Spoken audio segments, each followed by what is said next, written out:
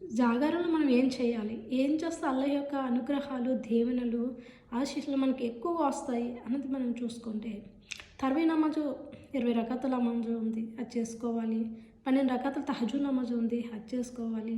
తోబా చెందుతూ ఎప్పుడు కూడా పశ్చాత్తాపం చెందుతూ దేవుడికి మనం తోబా చేసుకుంటూ ఉండాలి. జిక్రు చేస్తూ ఉండాలి.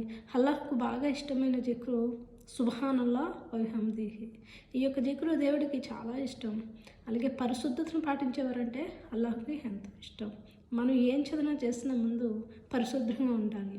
ఇంతకన్నా బాగా ఎక్కువగా మనం పారాయణం, దైవ యొక్క ఖురాన్ పారాయణం చేస్తూ ఉండాలి. ఇలాగే మనం ఈ యొక్క జాగారం గడుపుతూ ఉండాలి. ఎక్కువగా ఏం చేసినా సరే ముందు మనం పరిశుద్ధతగా ఉండాలి. పరిశుద్ధతను పాటించిన తర్వాత మనం ఇవన్నీ చేయాలి. ఏంటంటే అల్లాహ్‌కి పరిశుద్ధతను పాటించేవారంటే ఎంతో ఇష్టం. ఆ తర్వాత ఇవన్నీ చేస్తేనే దైవ యొక్క అనుగ్రహాలు మన మీదకు వస్తాయి.